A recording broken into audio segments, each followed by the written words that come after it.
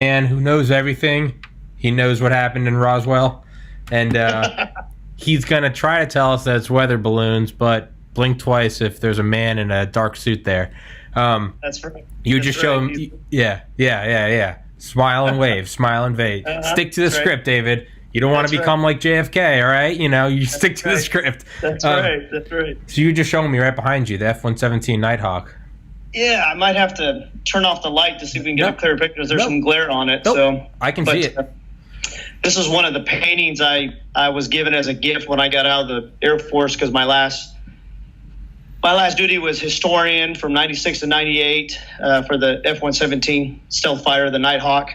And so it's really it's within my top 3 favorite aircraft in the entire U.S. military arsenal. I mean, I absolutely love it. There's a lot to talk about still. There's a lot that's apparently still being revealed about this thing. Yeah. And I tell you what, you had me thinking about this for the last 2 days when you sent me a text, and you. Well, I got that. I got that from Reddit. There's one of my favorite subreddits. It's called R Special Access, and it's all about special access programs. And you always see great stuff there. It's a pretty well run sub. There's really no conspiracies. It's pretty it's pretty good.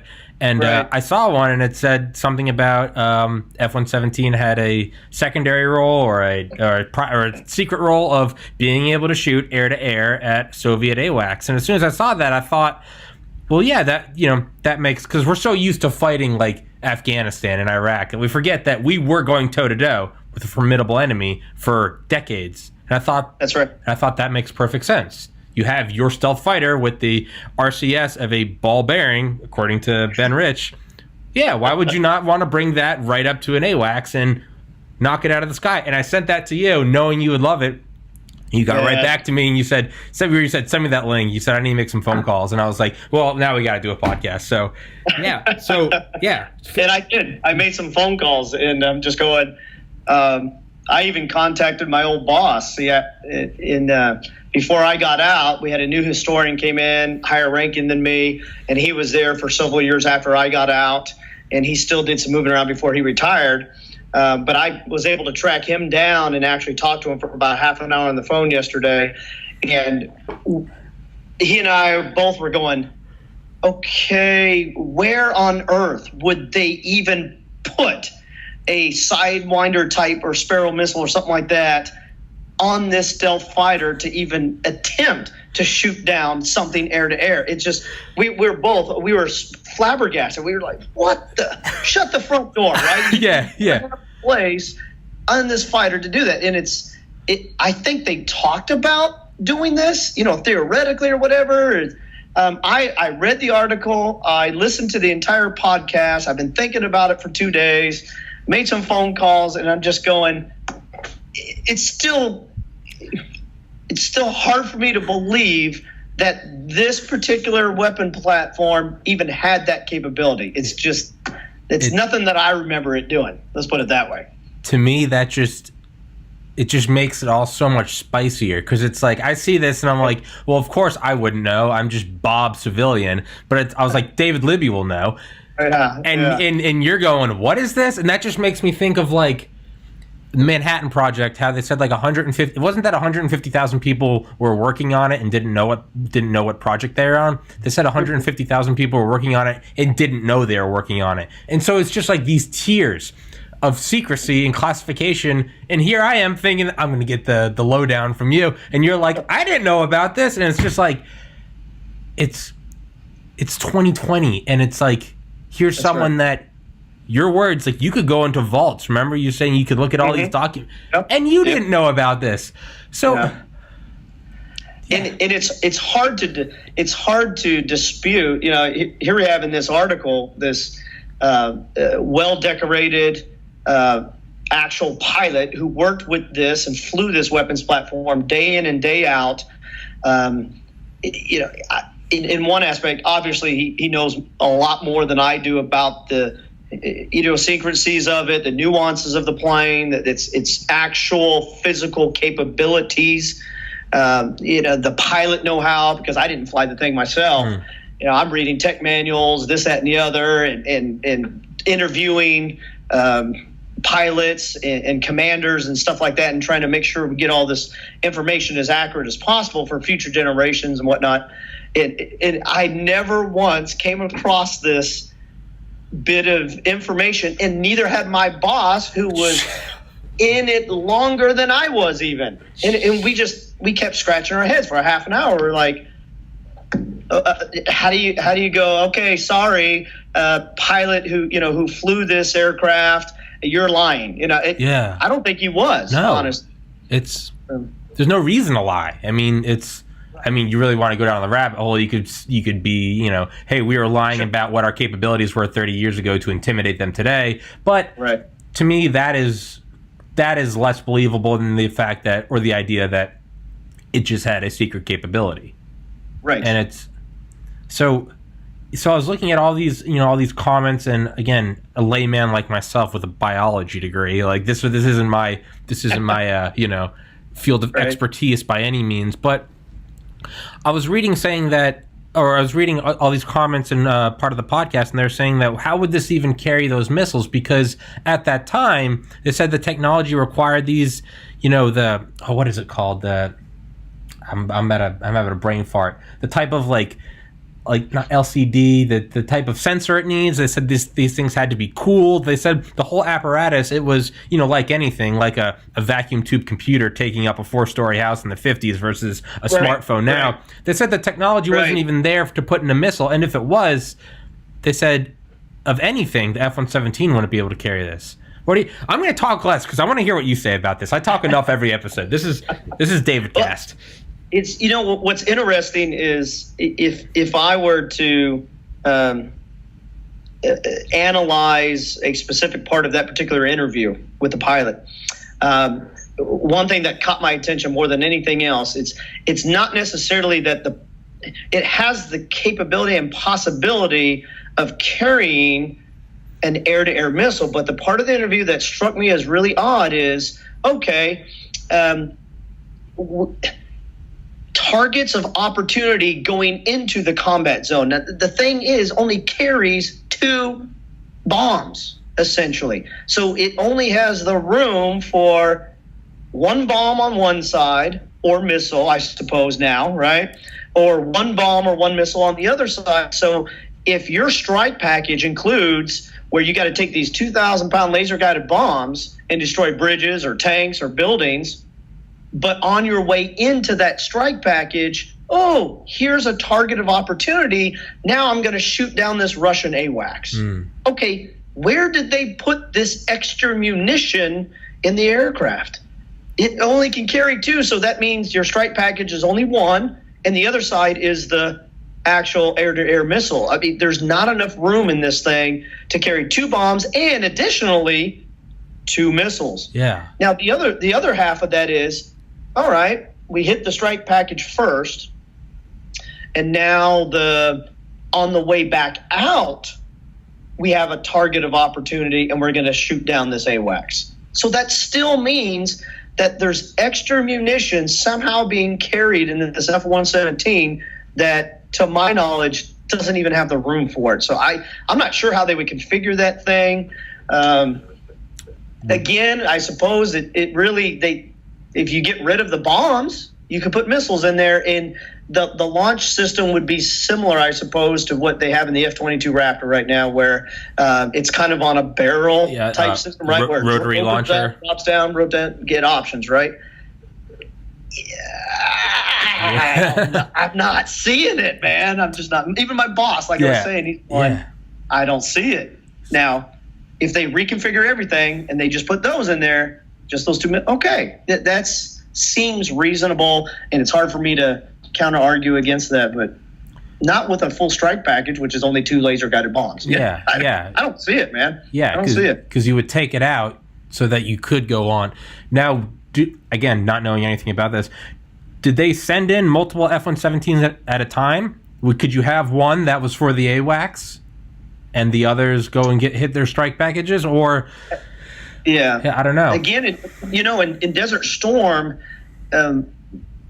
they never actually executed that type of operation where, okay, they sent in multiple F-117s, yes. But what I mean is, and you listen to interviews. Actually, a really good interview on the podcast as well. And the pilot did an excellent job explaining. I really love the pilot. I recommend your listeners to listen to it if they're interested in aviation like this. It's a good podcast. In fact, I would love to talk to the pilot. Yeah. But they don't have wingmen like regular fighter jets would have. You have your lead and your wingman and everything. They don't really have that. You're kind of autonomous. You have your strike package, and you kind of split up, and you have these designated areas where you would go in and drop your munitions and get out. And it's all radio silence, all this stuff. But in everything that I saw and recorded for the F-117, they didn't go, okay, jet plane number 1, you're going to take out the bridges in this building with your 2 bombs, right? Jet plane number 2, stealth, right, behind it, and you're looking for targets of opportunity like AWACS or something. Well, the other thing to keep in mind is that Saddam Hussein didn't really have that great of an air superiority capability where he had AWACS flying around. And so it was arguably more ground-based radar that we had to take out. I mean, that's what he had, but we never did that in Desert Storm. Yeah. We didn't have to. Yeah. Oh, yeah. But this was obviously for if we have to go in and secure airspace, Soviet airspace or Soviet contended airspace. Correct. Yeah. You're right, because they're not flying in groups. I mean, like the B-2, they don't. This isn't World War II where you send in like 10,000, right? Correct. So you don't need it. The air warfare changed so much at Desert Storm than in years past. Even from the Vietnam War, about 20 years prior to that, they were still doing carpet bombing with multiple aircrafts, B-52, F-4, everything. It just carpet bombing, right? Yeah. Beside the dogfighting that happened in Vietnam. But by the time you got to Desert Storm, sure, you still had B-52s, carpet bombing, but everything else was so precision-based. Yeah. And the stealth fighter weapons platform literally could put a 2,000 laser-guided bomb in a car vehicle traveling at 70 miles an hour on the driver's side specifically. Like you could target an individual in that vehicle traveling and hit it all by itself. In the early 90s. You didn't even need forward operators painting the target with lasers on the ground to do it. The weapon system could do it by itself. Devastating. Absolutely devastating. Well, we love doing it. Yeah. I told you it's like my brother said, and when he was working for GTRI and doing classified research for the Air Force, said this in 2013 when Lockheed Martin announced the SR-72 in November 2013. It will be ready in 2020 to 2030. And John said that's Pentagonese for it has been operating for 20 to 30 years. Yeah, it's right. Yeah, it's right. So if you nor your boss knew about this, and this is a slippery slope of a blank justification. So I'll try to reel it into reality, just pulling in that conspiracy theory fish that I let get away from me. If you guys didn't know about this, could you make the assumption that then maybe you didn't know about its entire capabilities of what it could hold? Could it hold more than 2 munitions? Did it have a rotary launcher like on B-52s where we have the cruise missile rotary launchers? Do you think that it could have had, maybe it could have done more and you just didn't know about that?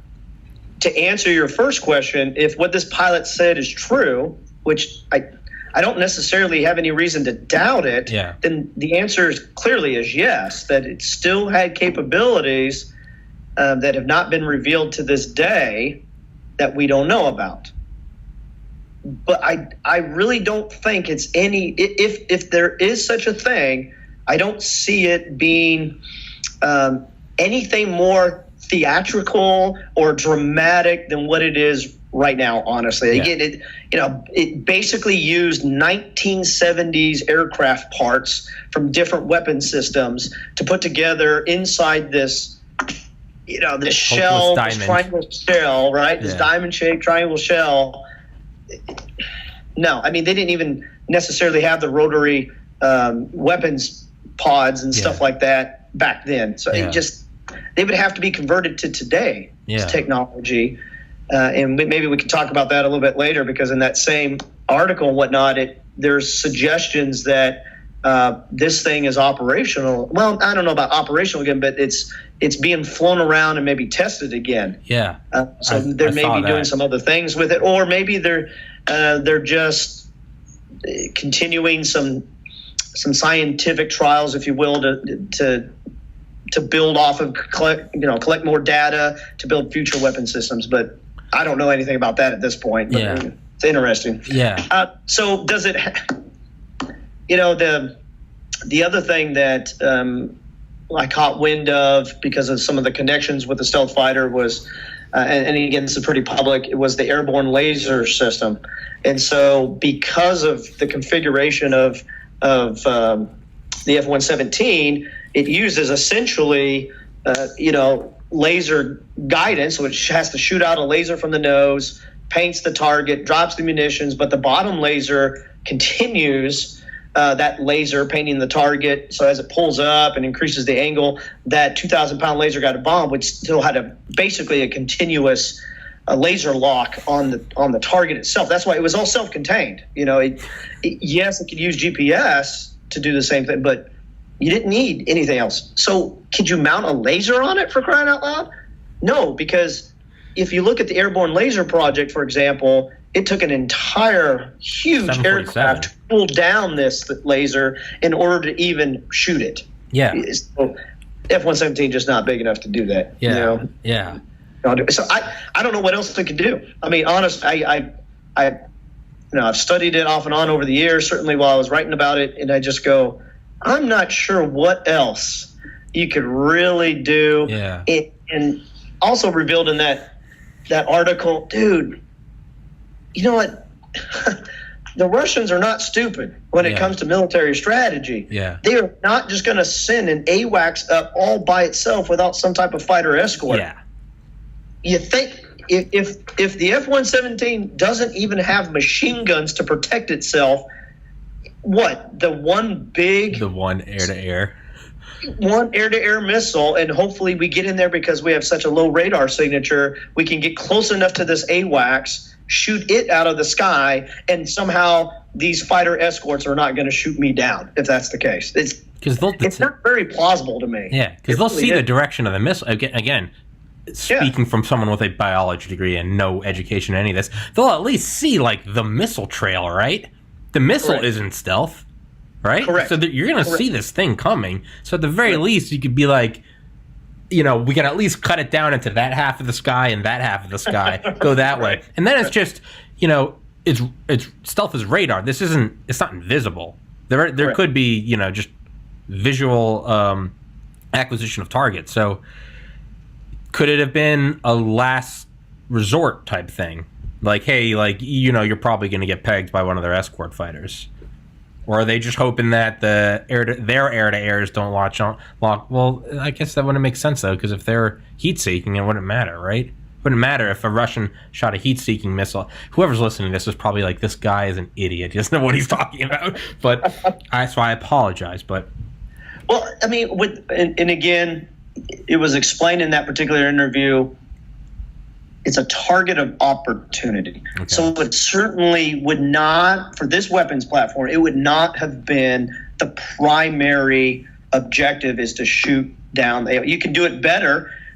Certainly back then when I was serving with an F-15E Strike Eagle or something, from 100 miles away if you had to. I mean, it doesn't, it's just a target of opportunity. So again, if it's, most of the stealth missions were at nighttime. The cover of darkness, it's a black plane, you're flying low, you're flying high, whatever altitude. The enemy doesn't know you're coming, right? So how did they even know what to look for on the radar, where to look, and what sector of that radar to look for? It's stealth's coming. You don't know. And by the time you've dropped your bombs and you're already on your way home, now they start to shoot AAA flak up in the air, and you're already gone. Yeah. Let's go look for a Russian AWACS or an Iraqi AWACS. Yeah. Right? Like, give me a break. Yeah, it's not the primary role at all. But they're clearly... And it really doesn't make sense. No, but... I don't see how it makes sense logically. Why do it? No, it doesn't. But, I mean, it's like any, it's like any scientific method where, you can't try to make the data fit your model. You have to base your model off the data. So if our new data is that it had this capability, we can't try to force this into our model of what we think this was for. We have to alter our model. It clearly had this capability. This wasn't an accident. It clearly was. They went out of their way to give it this. Why would they do that? Yeah, and we have to go from there. And by we, I mean you. Why would they do that? Putting you on the spot. Why would they? Does that? I mean, have you ever read Skunk Works by Ben Rich? I haven't read that one. No, you need I'm gonna send it to you on Audible. I can send you a free book. You're going to listen to it. That's your homework. But they talk. He goes into depth about when they were was it the YF-12? Was that the interceptor variant of the SR-71? That sounds about right. Yeah, sounds about right.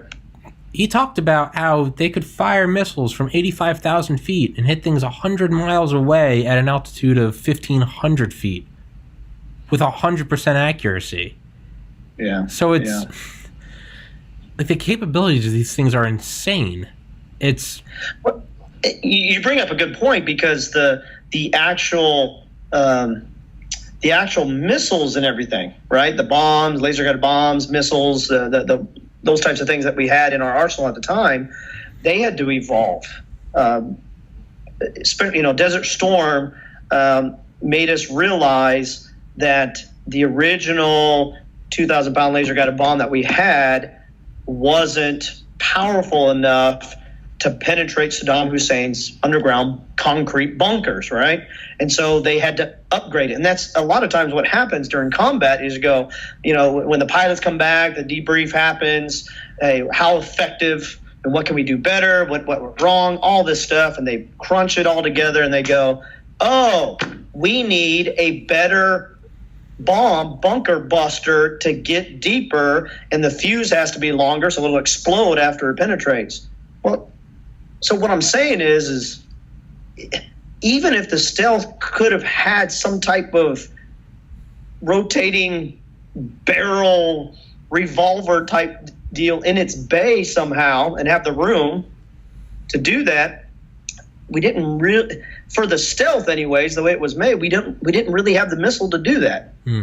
That was not a design. The bombs itself, for example, were specifically designed just for that weapons platform. Okay.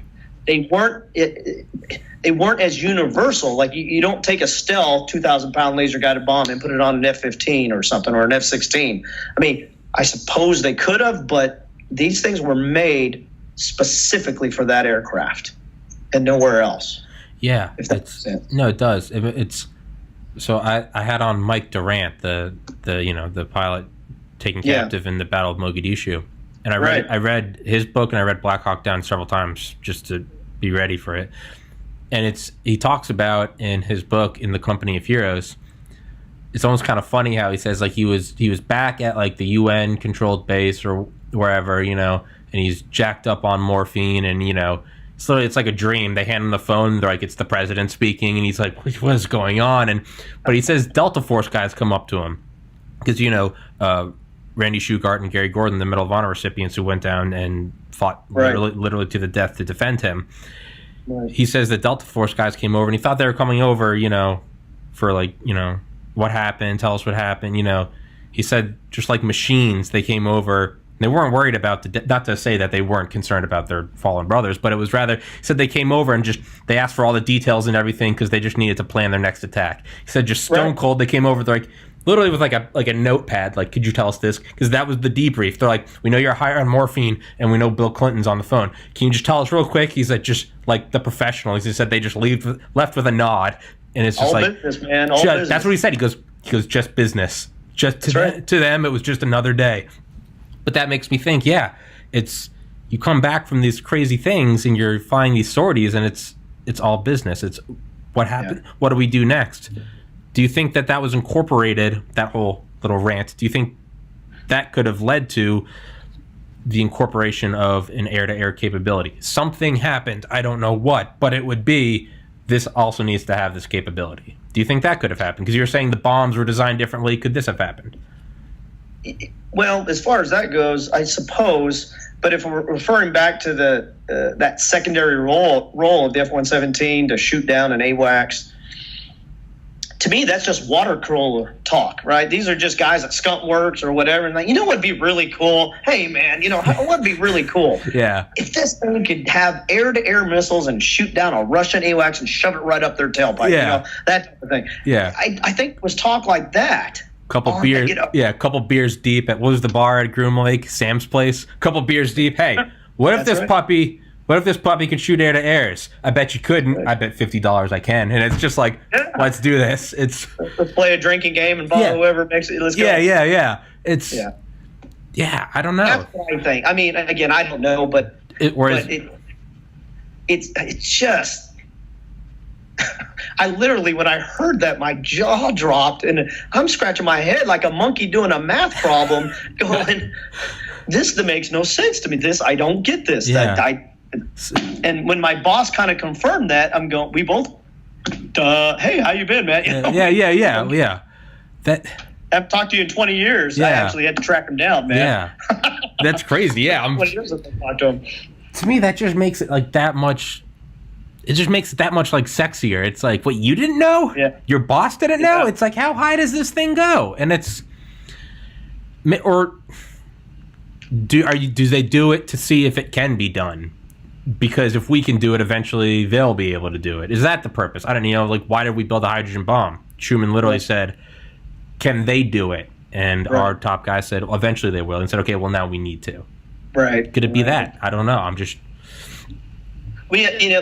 there's for me there is a gap in my knowledge of the history of the F-117 in one sense, from the time it was at Tonopah when all the testing was going on, and yes, even while it was there, it did conduct some actual operations from Tonopah before it finally got stationed at Holloman Air Force Base in New Mexico.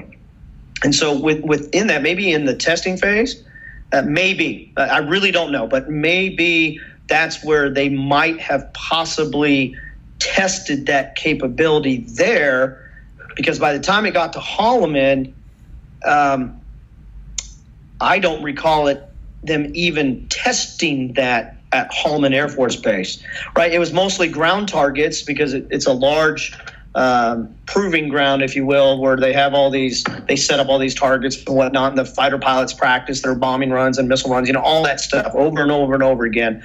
But I never wrote about anything that, hey, in addition to that, we also shot down this dummy plane, because they used to do that out there at Holloman, is, these... like an F-4 Phantom or something, and...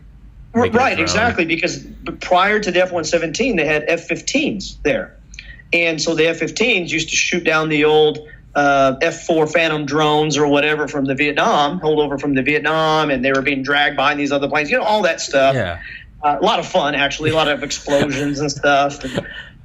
But not my time or my boss's time there as the historian, did we ever recall that the stealth doing that specifically? Again, maybe Tonopah. Yeah. Who knows? Yeah. Who knows? So do you think that can only raise the question then, what all do you think the B-2 is capable of that we up to this point thought we had a good idea of? I you know what, if they're saying that about the stealth, and the B-2 stealth bomber, I believe definitely has that capability, but it's larger. Yeah, it can carry a lot more. Bomb bays are much larger, so you can incorporate probably some different mechanical items in there that could allow it to operate that way. But the thing can drop Tomahawk cruise missiles, for crying out loud, if it wants to, right? Yeah. And that's the ones that drop down and the wings open up on that thing, and it's just beautiful. Yeah, beautiful. Amazing. Right? Yeah. We'll love those in Desert Storm too, but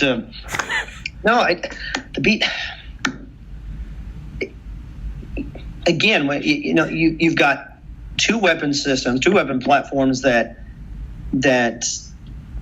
if you can if you can make it happen, you're going to do it at nighttime, right? You don't want to engage against things like that potentially could have fighter escorts or whatever in the daytime. Like you said, you still can look out your cockpit window and go, there it is. That, yeah. Right? What's that black? Yeah. What's that black triangle? Right. Yeah. Right. Exactly. So I would say though that it's not going to be a specific target operation, right? Where you're going to go, that's our target, shoot down the AWACS.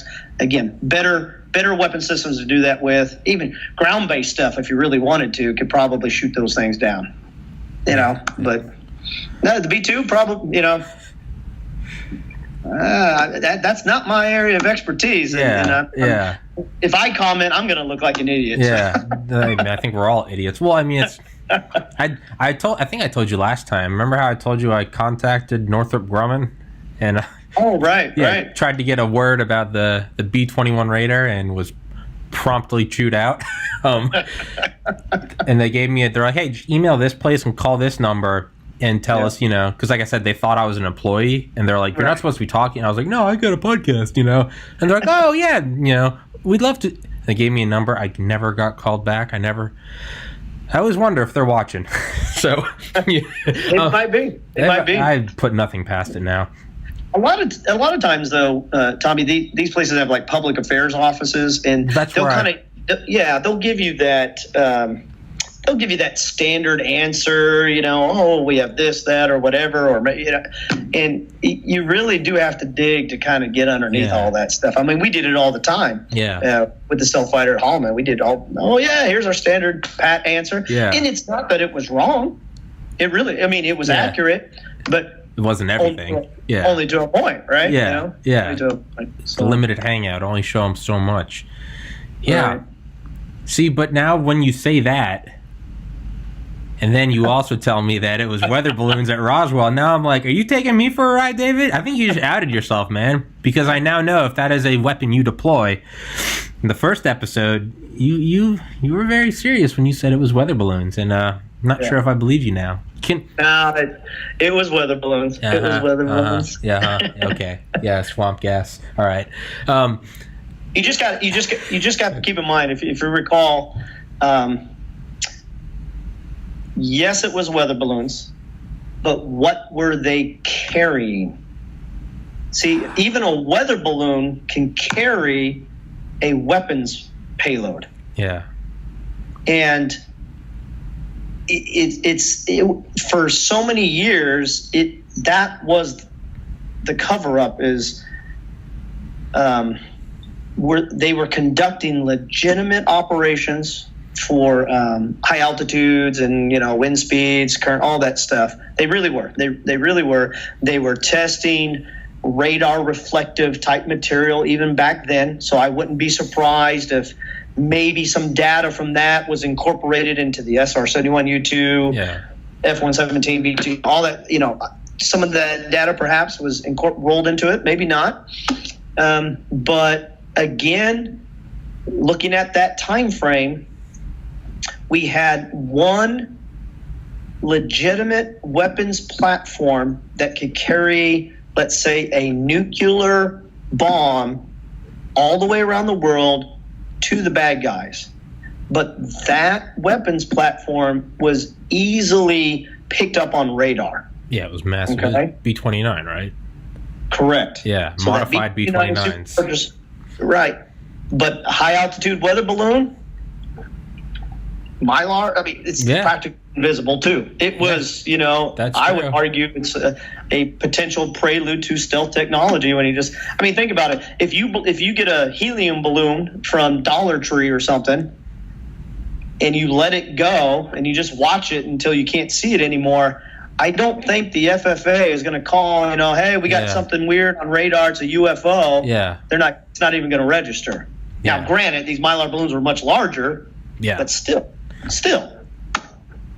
So what was it carrying? What was it carrying?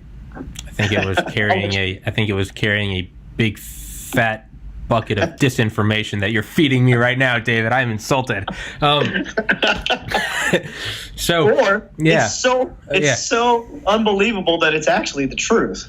That's Yeah, the thing. I mean that is often, yeah. It's what if it's just so ridiculous that what is that the truth hides itself because it's so ridiculous.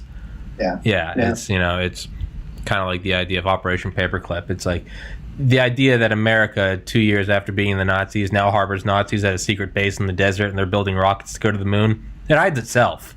It's Right. You've been watching Right. too much TV. So back to the F-117 still being Yeah. used. I saw one comment and I thought it was an interesting idea, and it was why would you not keep these, on the back burner? Because in the case of an all-out war with a formidable enemy, Russia, China, maybe even like India or something, you would most of your losses are going to be in the opening salvos, and we could have our B-2 fleet knocked out. Wouldn't you want to be able to just dust off some F-117s, because even though they're not B-2s, they're still radically advanced in comparison to the rest of the world. It's like maybe that wouldn't be a bad thing to have. It's in a bunker, you're protected against nuclear blast, but hey, why not throw a shotgun in there in case all Sure. else fails and you're somehow face to face with an enemy? Why not? It's a shotgun. You can fit it right there.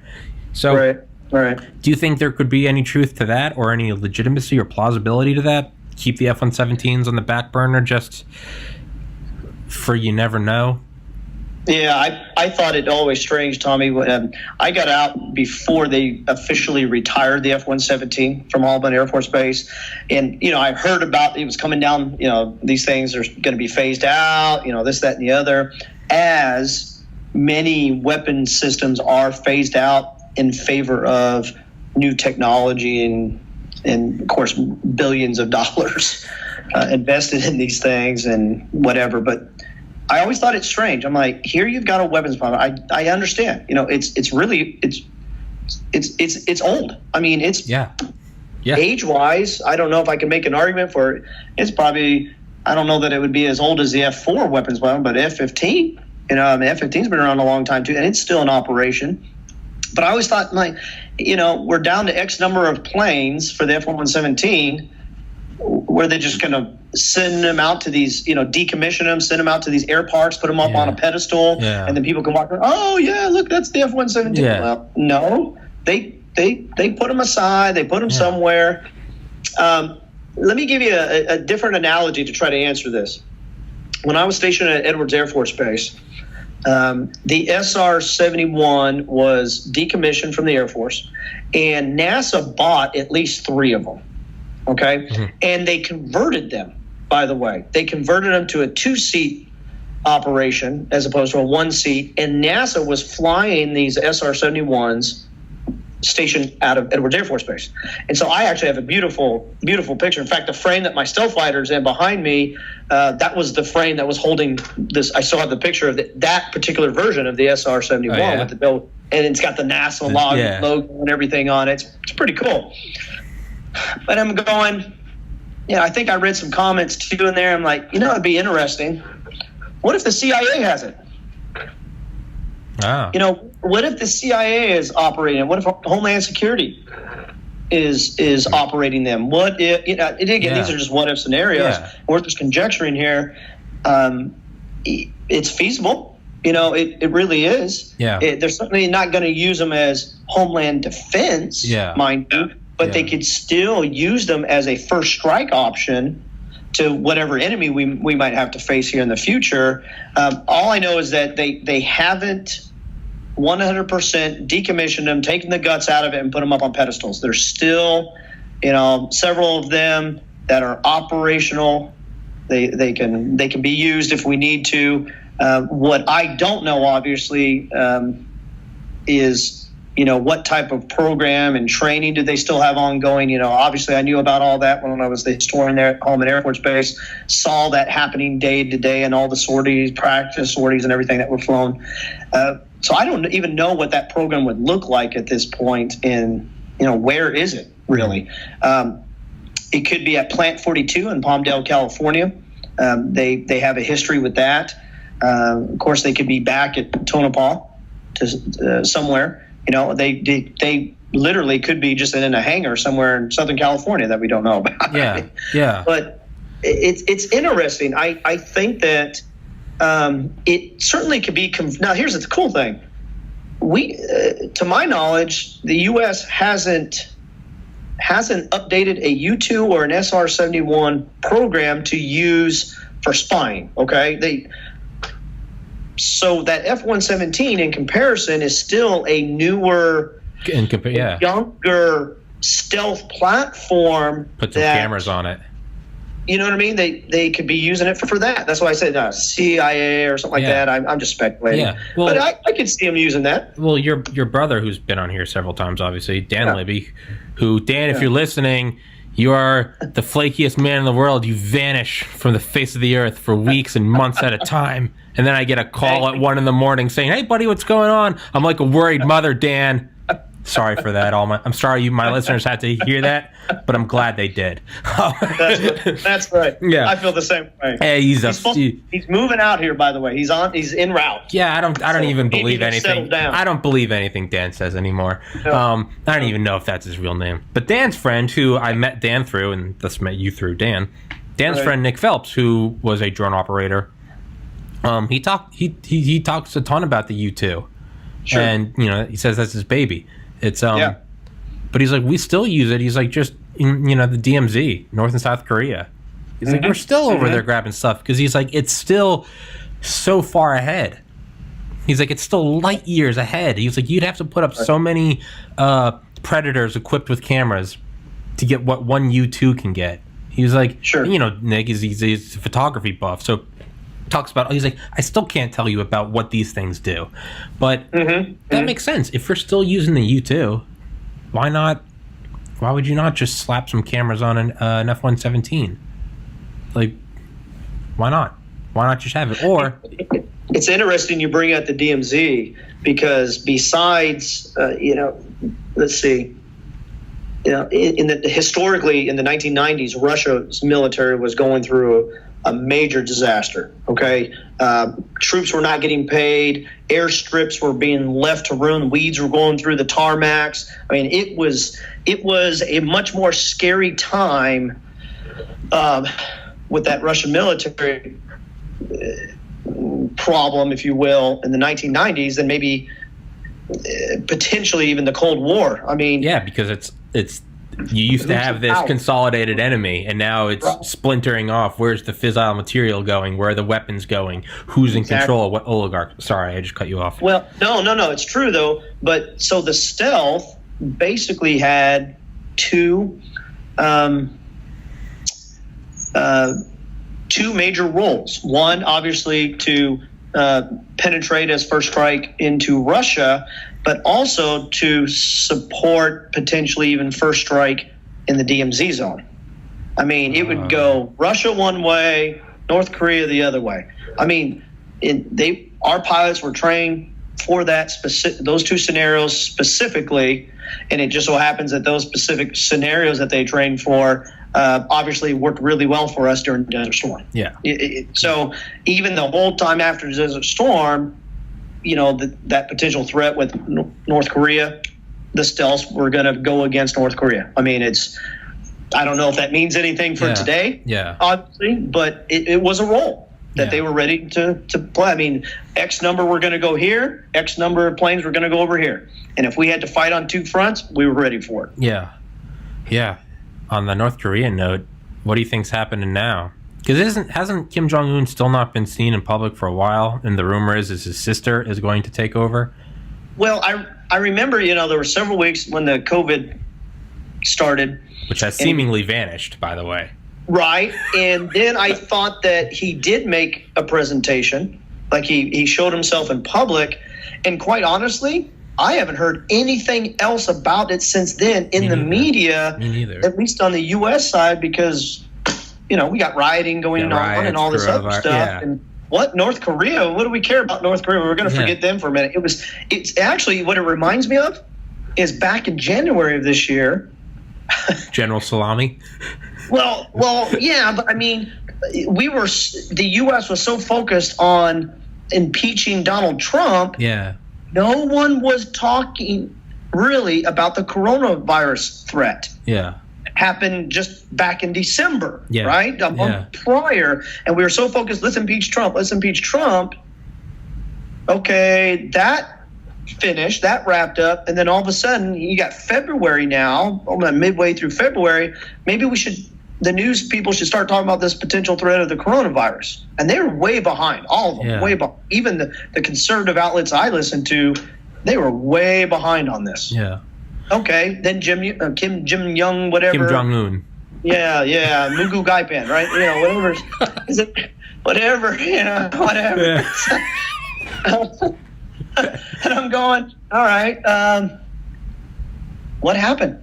Yeah. I have no idea, man. I have no idea. I was hoping the guy was dead. Yeah, I'll be honest with wasn't. you. But that would just make it worse, probably. That's the thing. It's kind of like the conundrum with Saddam or Gaddafi. It's like terrible people. I mean, Saddam's sons used to go to weddings and sick dogs on the groom and have them killed and then rape the bride. I mean, demonic people. So let's demonic, medieval, barbaric. So let's not just for anyone trying to get a clip out of this.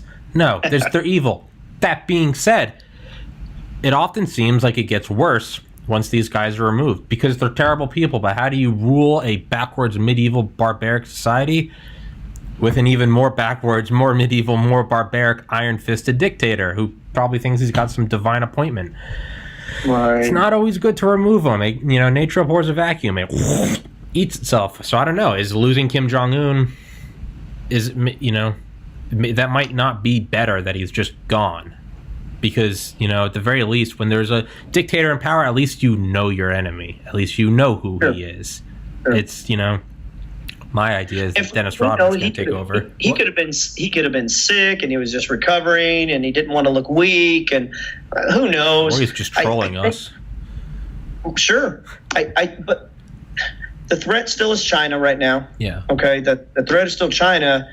But in addition to that, what's really the relationship between China and North Korea? Yeah. In a conflict, who knows what would happen there? I think years ago I read some type of report in some military magazine or something. It caught my attention. I was on a flight somewhere and I was reading it, and it basically kind of was sketching out a scenario between the U.S. and China and the South China Sea and everything. And we have the USS Enterprise carrier group out there, and Taiwan was involved with it, right? Because they believe that they're their own nation, and China says no, and so there's conflict there, obviously. So what would happen in this particular scenario, based on the weapons platforms that we had at that time and that were already out there between China and the U.S., and we would lose a lot of lives on both sides. But it basically be according to this particular article, and I can't remember the name of the title of the article, could have been Popular Mechanics magazine or something. Basically, they would fight to a draw. So we would probably lose the USS Enterprise. I hate to say that because that's one of my favorite aircraft carriers personally. But we probably would lose that. China had the capability back in the 90s for certain that they had a massive unmanned full-scale drone fleet. So think of the battle tactics here for a minute. Kamikaze. Well, not just kamikaze, but just misdirection. Okay. Right? So you launch all these like old F-4 drones, if you will, right? Unmanned, remote control. And you launch your actual fighter jets, the real ones. Yeah. And so you're the radar guy on the USS Enterprise, right? And you look at here's all these blimps. How do you know which one is real and which one's not? Okay. You have to treat them as all a real threat. Yeah. Either through kamikaze, like you said, right?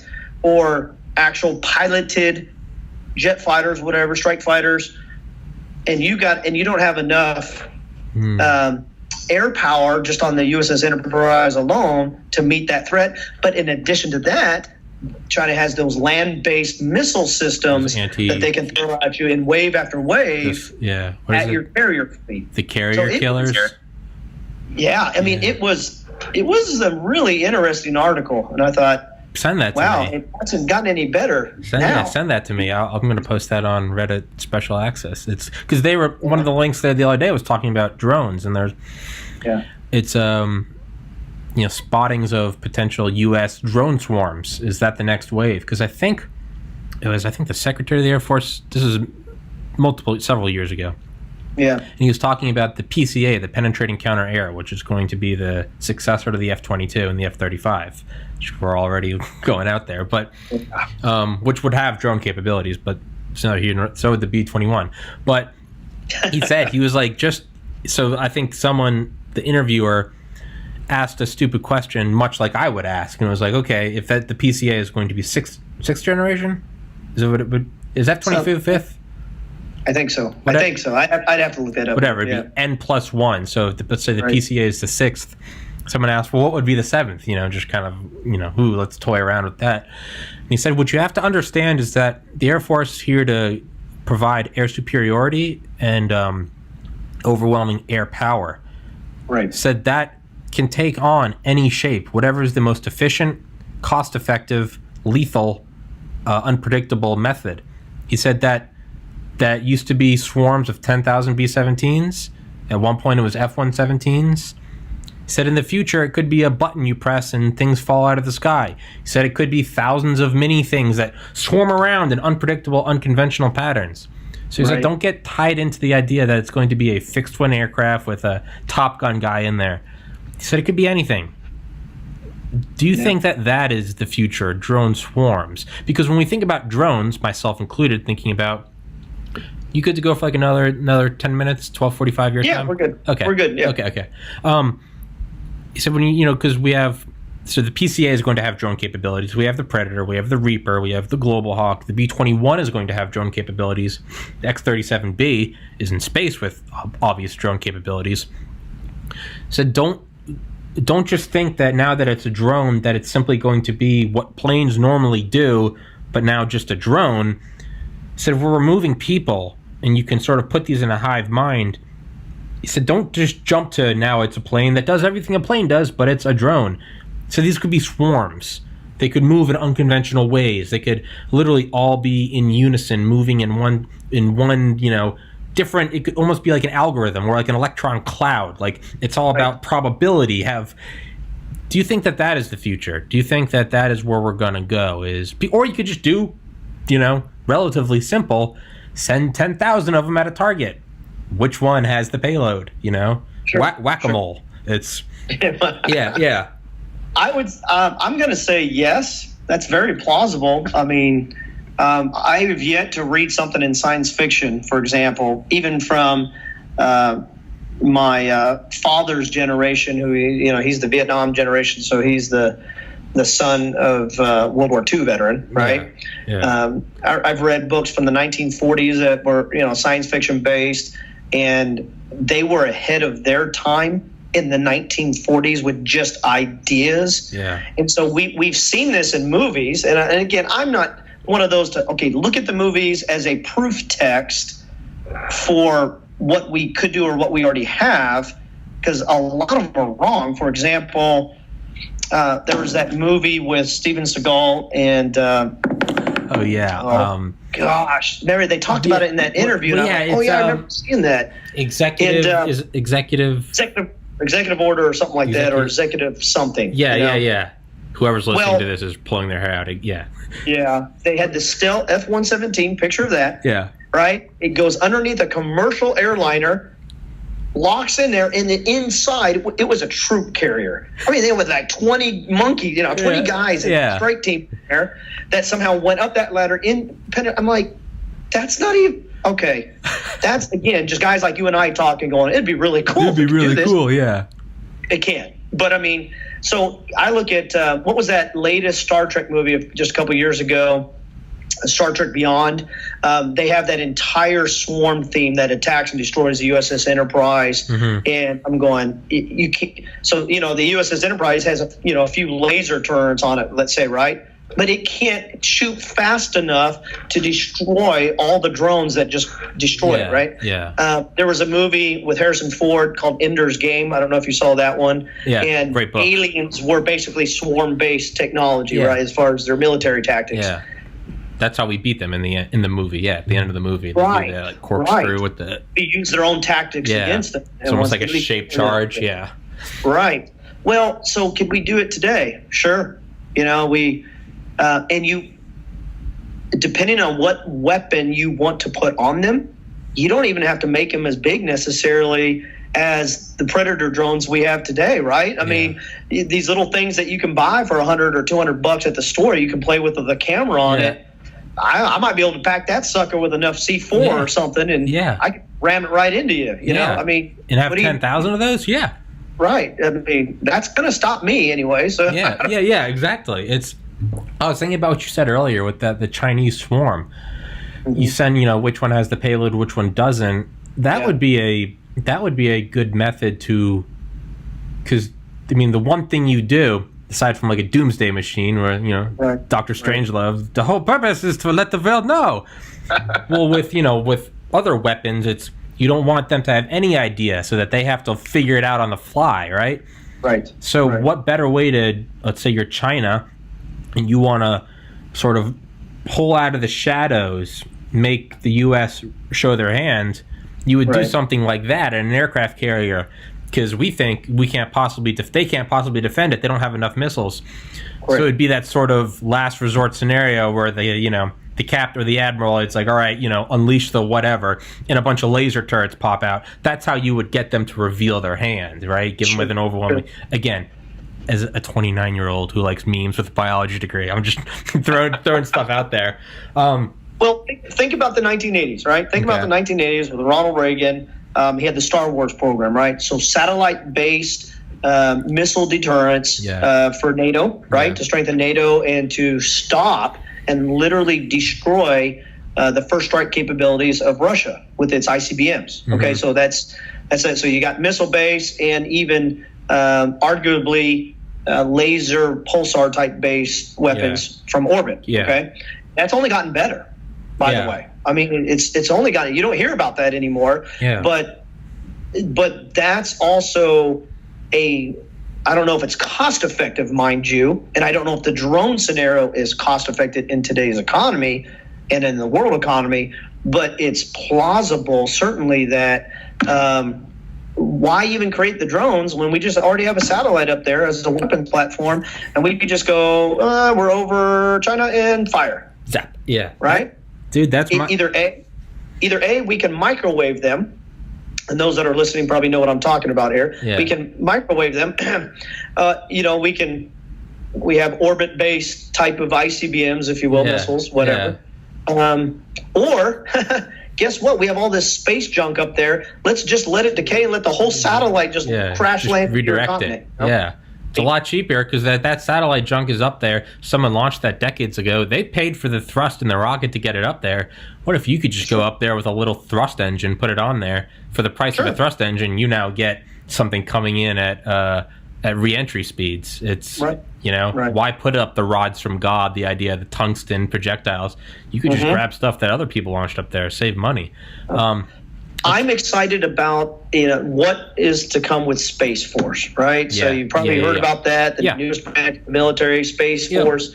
And I'm going, there were many guys when I was in that were basically performing a very similar function without having the title or separate branch of military called Space Force, right?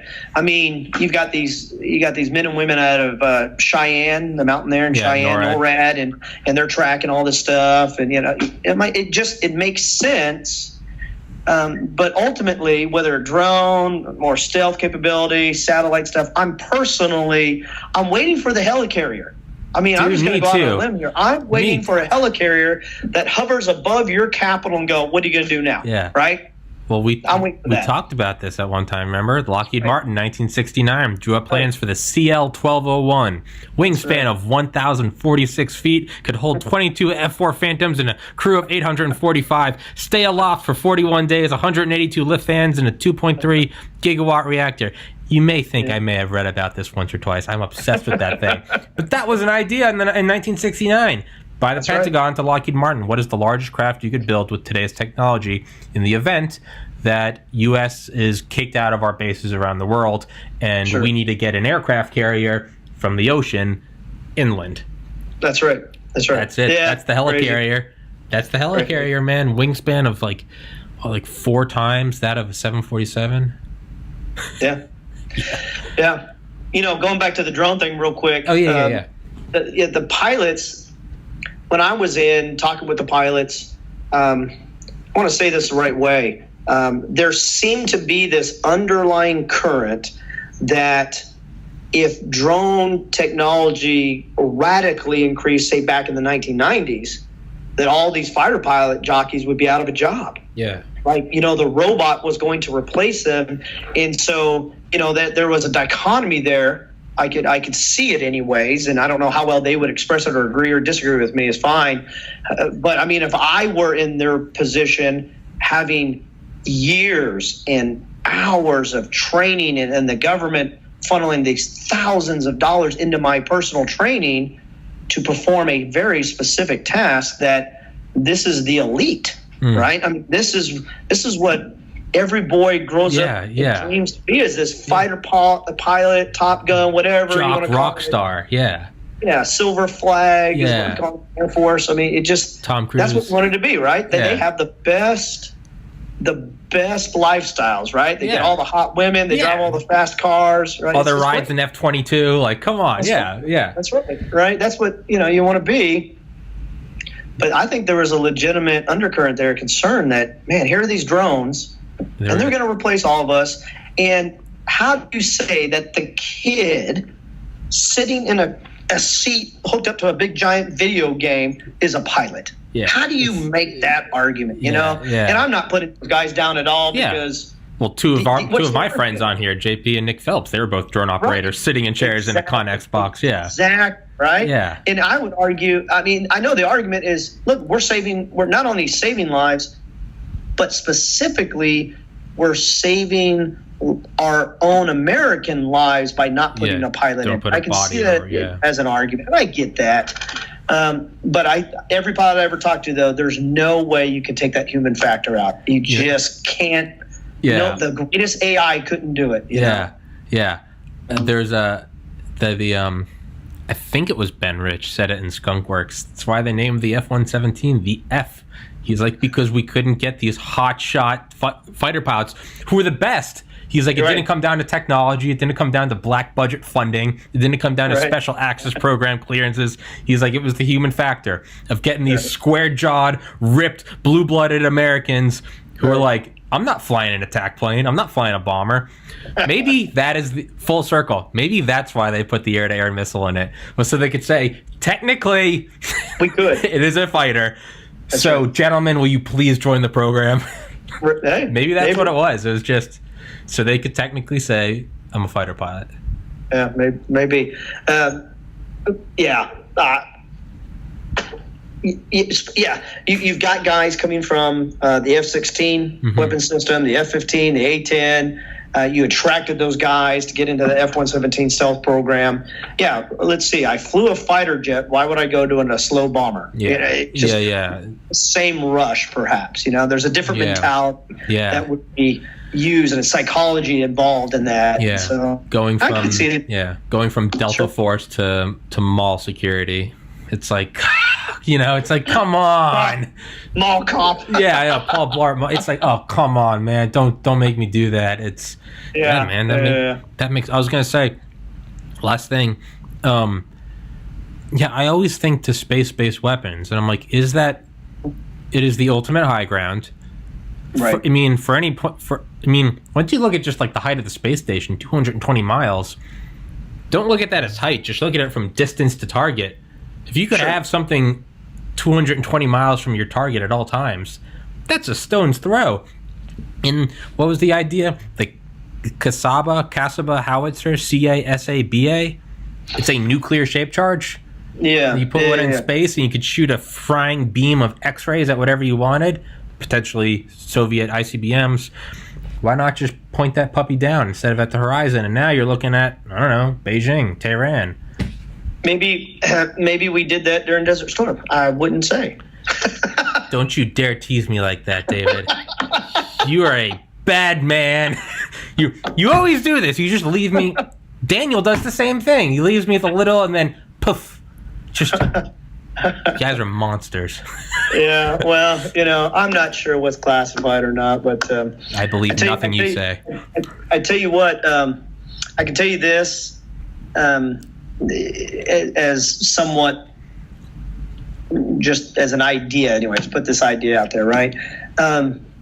If you just get in a commercial airplane, for example, right, and you're going to fly from the U.S. to Russia, and it takes hours, right? I mean, hours to circumnavigate the globe and get there. However, that's not the shortest distance between 2 points, between, say, Washington and Moscow. If you go about 100,000 to 200,000 feet up at an arc and then come back down, you can do it in an hour or two or something. Yeah. You know what I mean? You can. Elon Musk's plan. I'm sorry? That's Elon Musk's plan. He said he wanted to wipe out airline industries. Correct. Yeah. And that has been around for a long time, by the way. In fact, if you think about it, that's really the ICBM model, right? I mean, that's exactly what it is. It doesn't navigate, it just goes altitude and then come back down. So it's all angles, right? Yeah.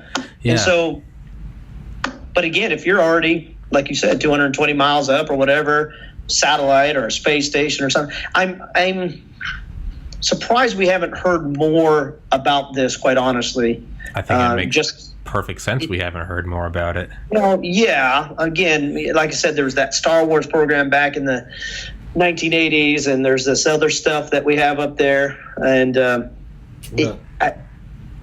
surprised. I think it would make perfect sense to keep that quiet. That would be your... Sure. That would be right? No pun intended. Yeah, that would be your trump card. You could have all your stealth bombers, you could have everything. And if you really needed to, at the very end, you could be like, all right, we can fry, because the importance of ICBMs was, it wasn't, now that Russia has, or the Soviets got atomic bombs and then hydrogen bombs, it then became who can deliver it the fastest. Right. It became about the delivery system. And Garrett Graff's Raven Rock, he talks about, there's a direct quote with some journalist having dinner with JFK, and JFK says, the Soviets smuggled in pieces to a fission bomb in diplomatic bags, and it's on the third story of the Russian embassy in DC. And the journalist goes, yeah, sure, why not? And he goes, I'm not kidding. He goes, they brought it in there. That's an instant strike. And he said, okay, yeah. And apparently Kennedy stopped with fork between mouth and plate and says, do you know something that I don't? I mean, so instant strike. I mean, if you could get a laser-based weapon 220 miles above, going at light speed, 186,000 miles a second, that is instantaneous strike. That's right. That's right. And it ties into the airborne laser project that we had out of Albuquerque when I was stationed down in Holloman, up in Albuquerque. It's all there. I mean, it's at least the concept has been around a long time, a lot longer than we think. So the Nazis wanted a death ray. Well, yeah. I mean, if that giant plane to shoot an airborne laser to basically shoot down ICBMs at 100 miles accurately, if that wasn't big enough for some reason, well, space station or a big satellite or something would be all right, and the coldness of space to boot. Somehow funneling that in make it a coolant somehow. Yeah, give it a shield, give it a solar shield, let the thing drop down to negative 100. Yeah. They're not going to put it on the International Space Station because it's an international space station. Yeah. So how you got the Russian guys and the Chinese guys. China's banned. What's that? I found that out this morning. Did you know China is banned from the International Space Station? Is that recent? Because I don't know if it's recent. I'm ashamed that I don't know, but I saw that this morning. They are banned. Oh. Yeah. But yeah, you're right. Have the Russians up there. Have someone else up there. Did you know that the Russian was it Mir? It was one of their early space stations. No, I think it was Salyut, Salyut. Did you know it had a 20 millimeter AA gun on it? like a cannon on it. It had a cannon. They had a weapon in space, and it was so if anyone came and tried to tamper with it, sure, in Russian style, just putting it up there. Just yeah, it's I don't know, man. So I've been meaning to do this. If I was able to field some questions for you from the good people at r/special access, like I said, it's a compared to other subreddits, it's a relatively mature professional subreddit. No memes, no swearing. I always get my stuff banned for that. But if I could post something and say like, hey, here's some questions. If David Libby will do his best to answer them, would you do? I don't know what the questions would be. I have no idea what they would be, but I don't know. That could be fun. Would you be willing to do something like that? Yeah, I wouldn't mind trying to fill some. I mean, I can answer what I can answer. Yeah, answer what you. Yeah, I would send them to you beforehand. I don't know when it would be. It might take a week. It might take a month. But we could. Sure, I think that would be really cool. Yeah. So also. Or even if you're if you have any comments from viewers or whatever, and they're shooting questions out, asking even just the crazy ones, it'd be fun to. Oh yeah, no, that'd be fun. That'd be super fun. An email bag type deal or whatever. Yeah. Just post whatever. It could be a serious question. It could be It could be anything. It could be a fun episode. Yeah, no, I'd love to do that. Yeah, me too. Lastly, I wanted to say, last time you were on, we were talking about homesteading, which is what you do, and we were talking about how you were largely untouched by coronavirus. It now you look like the most intelligent man in the world with riots and COVID, and you're out there you're untouched by it all. You're just out in God's country. So hats off to you, sir. You're brilliant. You got off the grid. We're not 100% off the grid, but we're trying to, on a limited financial budget, trying to do it as most self-reliantly as possible. I listened to your podcast with, was it Paul, just the other day? Paul Whitcomb? Whitcomb, yeah. And you guys, he's out of Chicago, and he was talking about some things. And I know this could be an entire another topic, but there was a couple things he said in there that I thought were really interesting. And I'll send you a link for something I think you would be interested in for, a future podcast when but he was talking about, okay, so, we've got all this civil unrest in the cities, and he said that it's spreading to the suburbs, right? Yes. But then after that, he said, well, there's only one other place to go, to the rural areas, and that's when the people really will start dying. And that's when it's game over. That's right, because that's what would happen at my place. That's exactly what would happen, dude. I'm like, dude, too many people have guns where I'm at. It's by the way, when I said go to 145, I was just saying that because I wasn't sure if you were busy. I can keep talking. I don't care. I'm good. Yeah, I'm good right now. You good to keep chatting? Yeah, let's chat a little bit about this because all right. Sure. Yeah, I felt that. No, but it's true. It's true. It's as someone that went to school in southern Georgia for 2 years, Valdosta, Georgia, and as someone with family in rural New Hampshire, man. And as someone that's lived in cities, Atlanta, Portland, right? There's a disconnect that I think people that have never left cities don't quite understand. When my friends from rural areas that had never seen a subway or a skyscraper before go see the cities, yeah, it's cool, but it's like it's like, oh, it's fun. It's like the inverse. You don't understand the level of not just literal independence and self-reliance in carrying weapons around, but also just the general disregard for your feelings. It's if you come out there screaming, riots, protests, and you come onto someone's farm, hey man, if you go up to them and just say hi, they'll invite you in for dinner. They'll put clothes on your back. That's on the flip side of the coin, if you go onto their property doing any sort of damage, these people will put a round through your forehead at 200 yards, and they won't think anything of it. They'll probably bury you and say a mass for you, but you don't understand. It's not good luck. Good luck, That's my wife and I, before we moved from Las Cruces, New Mexico, we were living anywhere from 35 to 45 minutes from the border, right, of Juarez, Mexico, and El Paso, Texas, Juarez, right there on the border, and easy shot driving on Interstate 10. But man, we when we first got the idea to homeschool our kids and try, even in a city situation with the less than a quarter-acre lot in the desert dirt, you can't grow jack squat, right, except weeds. Yeah. We were trying things back then to figure this out because we, okay, you've got one of the largest Army bases there in El Paso, Texas, but you're that close to the border with all the problems with the drug cartels. And where I was teaching at the time was it was kind of a stopping point, for funneling drugs and cartel and moving people, illegal immigrants, all this trafficking stuff. Never had a problem with it per se there, but we just thought if the stuff hits the fan, we are so close to this large metropolitan area that it would not take long for those city residents to, once they run out of food and essentials or whatever, they're going to go, we're just going to go half an hour north to where we were at, and we're going to go take that over. I mean, what would stop them, quite honestly? That was part of Cold War planning. I plug it almost every episode. Garrett Graff's Raven Rock, my favorite book, one of the best-selling books on Audible.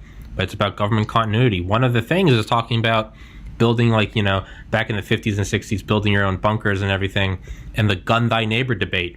And one of the guys interviewed said he has a gun in there, and he said the bunker door is to keep the nukes out, the guns to keep the neighbors out. But there was plans where it said, they had these little towns outside of California, and they said, hey, be prepared for the 5 million Los Angelian refugees that are going to come storming your place, hungry, looking for food and water.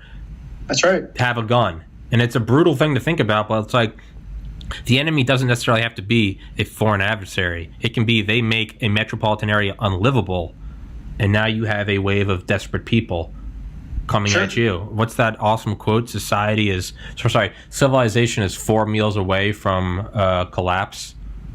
You get 4 meals, you've missed 4 meals, so what, a day and breakfast. Rationality and patience is gone. You're right there. I always get that feeling whenever I go into Manhattan or Atlanta. Even 5-10 years ago, when all of the madness of 2020 was a distant, pipe dream at best, pipe nightmare, is even on just a normal random July 2011, just going to a Braves game in Atlanta. Right. There was something that, and I always just thought I was an anxious, paranoid person, probably am, but there's something about going into cities that I just feel like I'm in a tinderbox. I feel like I'm in a house dosed with gasoline, just walking around. And all it takes is one piece of metal hitting another, and there's a spark. There's just something about being in cities where it's when everything's fine, you have these cultural laws. It's, we all have our own apartments, and, you'll pay for food. But it's like what my brother used to say about the yellow dotted line in a road. So just remember, it's just a social agreement. It's not a median. It's a line. It's a painted line. That semi-truck can come right at you. So going into cities, I always just got that feeling. It was like that everything is peaceful right now, relatively. Manhattan Island, there's 13 million people in relative peace and harmony. That can go out the window. And I now look at COVID-19, and I look at, for everyone listening, it's June 5th, 2020, 2:01 p.m. Eastern, for future reference. With all this going on, man, it is...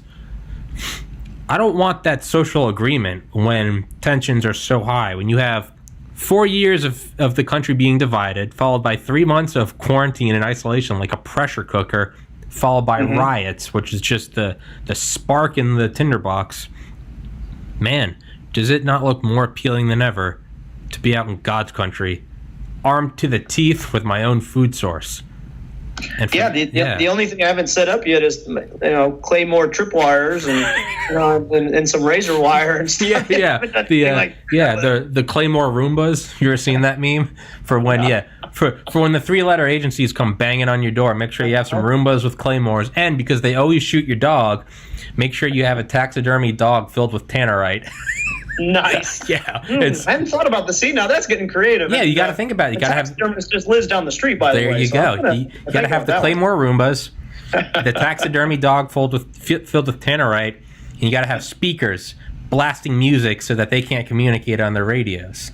If you really want to throw in some psychological warfare, you get on a PA system and you read the Bill of Rights as they're trying to raid your house. Let them know. Fifth Amendment compliant. Yeah. And meanwhile, it's blasting. They say the thing you got to do is you just got to blast Fortunate Son. That's how they know they're coming into a hairy situation. I was thinking Apocalypse Now. Apocalypse, yeah, right, yeah. The Ride of the Valkyries. Exactly. Have some veteran flags outside, and that's when it's like, hey, man, one of us ain't going home. It's Ride of the Valkyries. My wife and I were sitting on the back porch last night, and we were just talking about what's going on in the country, and we were.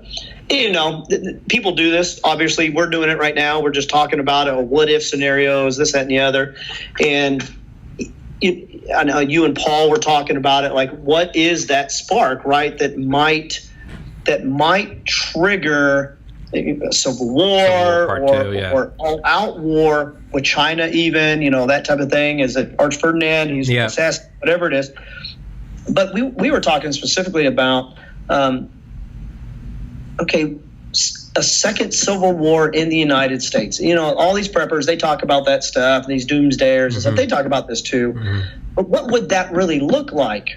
And all I can come up with, all she and I could come up with was, this may not be necessarily as clear cut where the line is drawn between North and South as it is where you have these pockets. Rural, urban.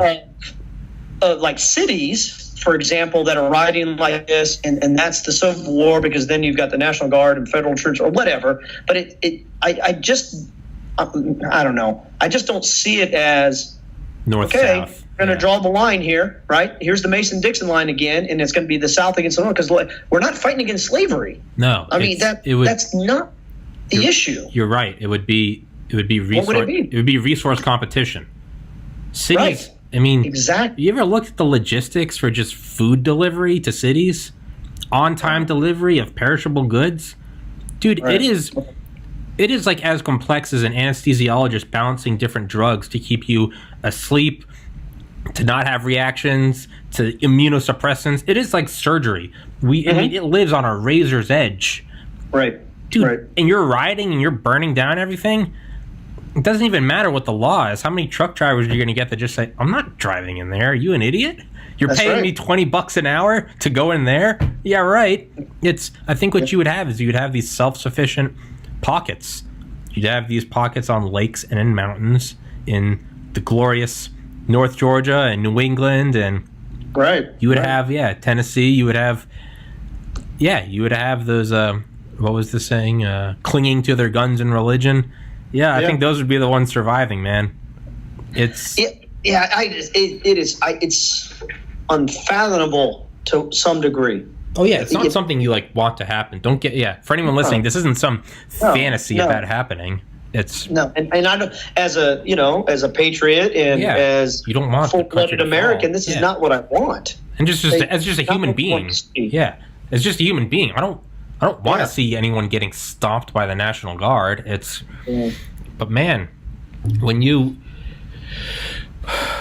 just burning cities, no one with a rational mind is going to stay there and or put up with it. People are saying, how come everyone isn't rising up against the military occupation in D.C.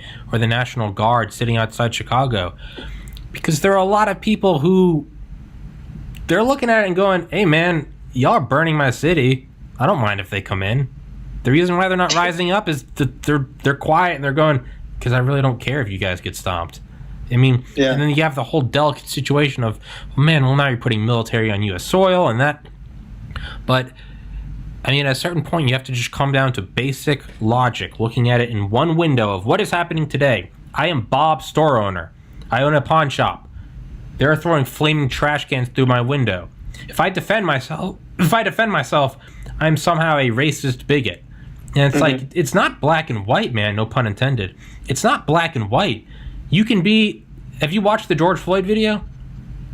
It's horrible. I haven't. It's horrible. I haven't watched that one. No, I haven't watched that one specifically. It is horrible. I've been watching all these other videos. Yeah, the riots. Where the majority of them, it's black against black, for example. Yeah, where all this stuff is happening too. On top of that, and I don't see how it's justified. So it's that black police chief was killed, defending a pawn shop, and it's not brought up. So the point I was saying is, I mean, the George Floyd video is heartbreaking. It's hard to watch. It is, and so. But what I wanted to get to is, so you watch that, and you're, if you have an ounce of humanity in your body, you go, well, yeah, of course, this has to change. You go, we can't keep doing this. This is insane. Anyone with a heart goes, yeah, you got to protest. But now it has been hijacked to just stealing whatever you want, burning down whatever you want, running over police officers with SUVs, beating women with 2x4s. These are all on video. And if you come out against that and go, that's not good, well, now all of a sudden you're against enacting change in the wake of George Floyd. And it's like, no, I'm not. It's, if you support the troops, that doesn't mean you support massacres and civilian casualties. It's just, it's this gotcha, this whole, you're against it. Okay, you're a bootlicker. You're not for changing America. And it's like, I am for changing America, man. You're not going to win anyone's hearts and minds when you're burning down a Radio Shack and then beating the owners to death. Would it be any different if, I didn't live during this time period, neither did you, but I'm certainly against the Holocaust with the Jews, right? But if I say I'm against the Holocaust, what the leftists and Democrats would say today is, oh, wait, I'm being a bigot towards the Nazis. I don't know if they'd say that, but in a long enough timeline, okay. But yeah, no. Oh, if you bring up the fact that the Chinese have concentration camps for Muslim populations, right. Oh, dude, you'll be shadow banned from Reddit. You'll be charged with wrongthink. How dare you? It's like, man, it's Iran's denouncing the United States right now for our riots, saying you can't treat your people like that, and everyone's cheering. Yeah, see, even Iran's telling us, it's like, dude, Iran's the same country that throw homosexuals off building tops and have city center decapitations for people that don't follow their religion by the rule of law. Like, dog, that's not even the teapot calling the kettle black. That's, it. I hope there's a. I think there's a silver lining in this.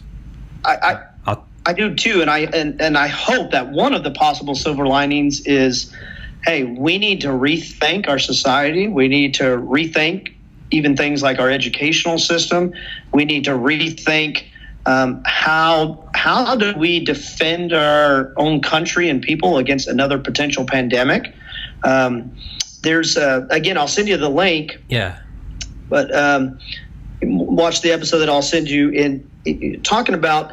Before it became the CDC, it was basically the original name for it was like the National Security of, against malaria or something like that. And it was basically the World War II GIs that kind of, that generation that came up with this idea because they saw it as a actual national defense. Oh, well, yeah. For our country against, pandemics, essentially, right? And eventually, and they had, thousands of people or whatever that would go out as far as public health is concerned and do the trace, interview people, trace it, whatever, get them to hospitals or whatever it was. And then eventually pharmaceuticals, vaccines, and drugs took that over and replaced the people. It's kind of like the drones, right, replacing the actual physical pilots. Yeah. And so we're going to spend all this millions of dollars in development, R&D for vaccines, drugs, or whatever. And so now we don't have the people. And guess what? We can't do. Yeah. According to Fauci, too, we can't do the type of tracing that South Korea and Taiwan and even Singapore to a degree have been able to do with this plague. We don't have the manpower. Yeah. And it would take hundreds of thousands of physical people to go and do that because you can't do it with technology. You have to do it one-on-one, make phone calls, and trace this stuff down to get a hold of it. Yeah. They were able to do it. Those countries were able to do it. We can't do it. Yeah. We've changed the policy. Yeah.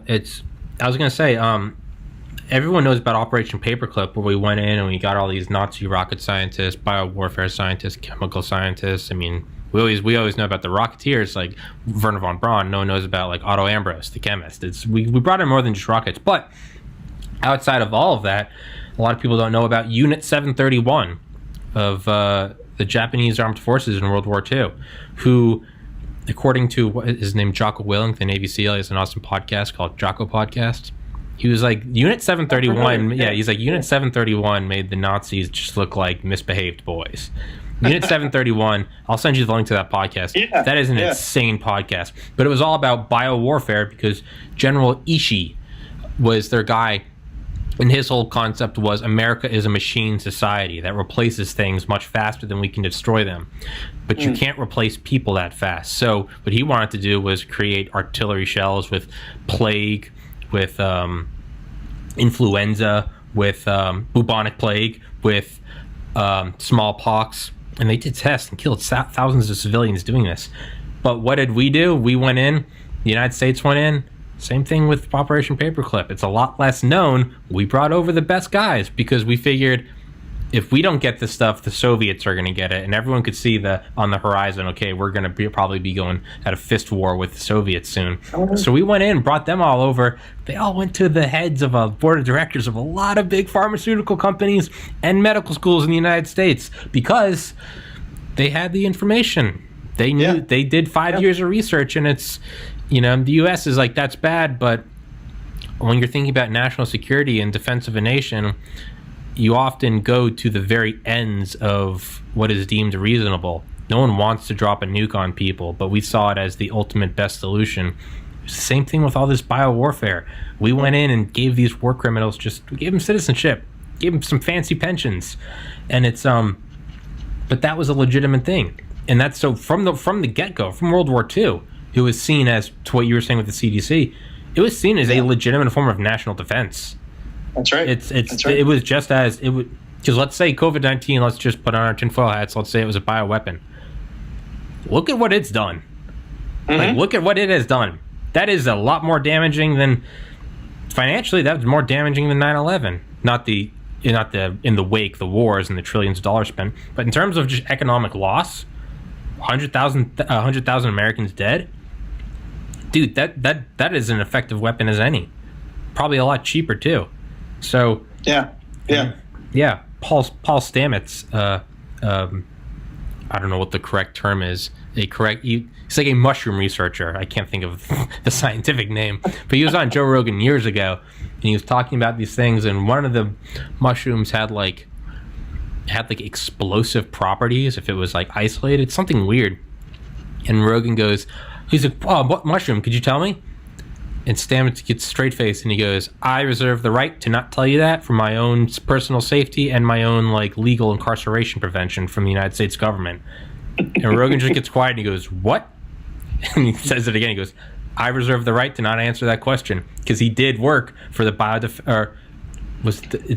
I don't think it's an official agency, but it was a biodefense, like counterterrorism network. And it's like, I don't know how we got into this topic, but it's weaponized. Yeah, I think it's weaponized. COVID-19 is weaponized to some degree. It'd be brilliant if it was. I don't want it to be, but it's brilliant. Yeah, I don't like the idea. I mean, the Delta Force guys I had on, they both said, and they both worked for a 3-letter agency that they are not legally allowed to say they worked for. Right. But they both said, I have no doubt in my mind. They said, this is a bioweapon. It's no different than us using the Stuxnet digital virus against Iran. It's just it's a different form of warfare. Yeah. You can't go to the U.S. You can't go against the U.S. toe to toe with missiles and bombers. What did General Ishii say? America is a machine society, so hit them with these. That's right. Yeah. Oh man! All right, David. Let's back a lot. Thank you, dude. Thank you for doing it. I don't think we have gotten any closer to the answer of the F-117. If anything, I just feel a little bit even further in the murky haze. Okay, I have some stuff to ask you off camera. I'll text you. Cool. Do you think your boss would do this podcast? You don't have to answer that right now. You don't have to answer that right now. Text me. Yeah. We need to get to the bottom of this. I'm going to find this. I'm going to see if I can get that fighter pilot on. I want to see if I can get that fighter pilot on to come talk with you. That would be an episode. That would be good. That would be good because I mean, again, there's nothing like sitting in the cockpit of this thing and flying it day in and day out. Yes. So you have a firsthand knowledge that even though I physically went and looked and touched it, and I had to become familiar with it. Sure. But not to that level. I mean, just you can read all the specs, you can read all the history, you can write about it, you can interview. But there's no way I could ever speak for those pilots that were doing it day in and day out, and the amazing job that they did, flying the training missions, the sorties, and then passing that knowledge on to the next generation that came after them as well. Yeah. I mean, this guy wasn't in there the whole time. I mean, obviously, he eventually moved on and retired and became Air National Guard pilot and retired from that, and they probably did some civilian stuff if I remember right. But those guys. Kudos, man. I mean, you want to talk about a breed of men, because I don't know of any women that were fighter pilots for the F-170, but a breed of men that went above and beyond. Hats off always to them. The right stuff. That's right. Last thing, I'll let you go. I need to find it. I watched the secret space shuttle programs of the United States, and they talked about how there were military missions slipped into the shuttle launches. But even like within the shuttle launches, only one guy would know the military mission. And he's a famous astronaut. He's a black astronaut, but he had clearance from the Department of Defense. And they talk about, one of the old commanders talks about, he goes, yeah, we were up there on like day 3, and then, it was don't ask, don't tell. It was, and then one day, how many are there? 7 astronauts? So he goes, one day, 6 of us just, we just got busy, we were just looking down, and without saying a word, the 7th astronaut went back, put I don't know if he did an EVA, an extravehicular activity, but he went and single-handedly deployed a Department of Defense package. Yeah. And he goes, and we all pretended like we didn't see it. Obviously, they all knew, but they weren't cleared. So they all pretended like they didn't see it, and he came back in and pretended like he did nothing, and then we resumed the mission, and no one ever said a word about it. And so... yeah, it almost seems like you got to get to the guy who is in the actual craft. I think that's where we're going to get with the fighter pilot. He'll know. Right. He'll know. I don't know if he'll tell us anything. David, blink twice if there are some CIA men in the room. But, David Libby, David Swamp Gas Libby, David Weather Balloon Libby, a homesteader, a great American, a veteran from an awesome family. Tell your brother to stop being a sketchball. And thank you for doing this podcast, sir. Stay safe. Stay healthy. God bless America, and God bless you, David. Thank you so much. Hey, you too, Tom. Thanks, Take care, buddy. Right, peace. Bye-bye.